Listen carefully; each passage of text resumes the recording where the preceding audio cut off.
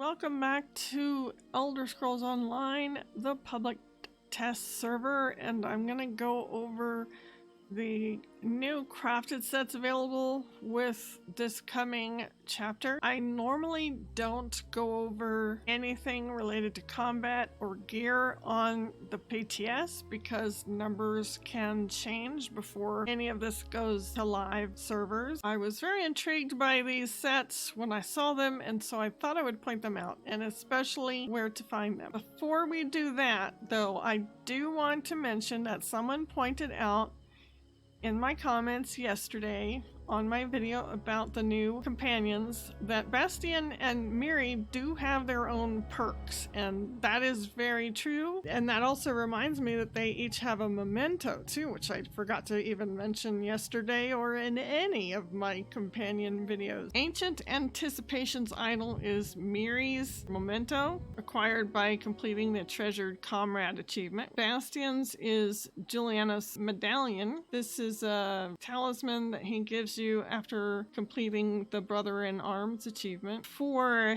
Ember, she will give you Luxury Thieves Tools, a set of well-made Thieves Tools that will permanently grant the passive Ember's Intuition to the bearer, and is acquired by completing the achievement Ember's Gang. And then for Isabel, her memento is Stendar's Sweets Vault. It's kind of cute the way it's described. Isabel has secreted away a delicious assortment of some of her favorite sweets.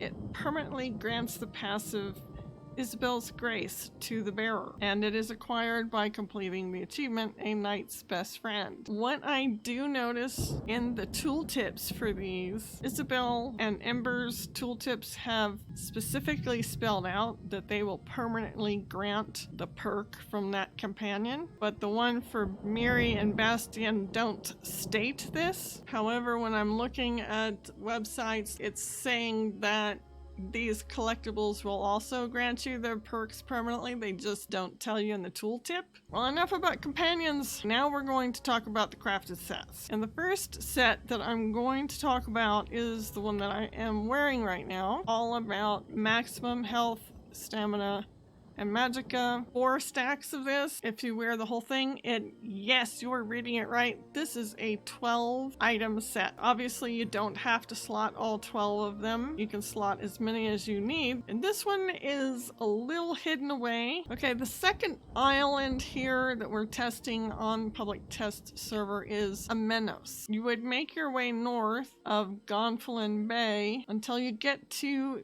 Dufont shipyards right here at the way shrine. Don't go down here into the shipyards because that is hostile. Instead, you want to immediately hang a right and keep going. Don't take any side trails. And down here at the bottom, you'll come across like a ferryman's station, and you'll hop on a boat and it will take you across the water to Mementos. Once you get here, you'll arrive in Mementos station. It's a very interesting island. It's a penal colony, basically. Down here is all about prisons. There's a gate, and they tell you that once you go through it, you can't come back. But of course we can teleport, so that's okay. I am at the Serpents Hollow Way Shrine here. You can see that there is a couple of trails heading to the west of the Way Shrine. You have to kind of bushwhack your way over to these roads, and then you come to a footpath, and this goes up and around the back end of just a mountain of rock. So it is not that easy to find. You can see that there is a light in the cliff over here, and then you head towards this cliff, and there's going to be a guy here with a quest. No one gets off this island. And you think this is just a tunnel to go through. Well, it is, but it also contains the crafting stations.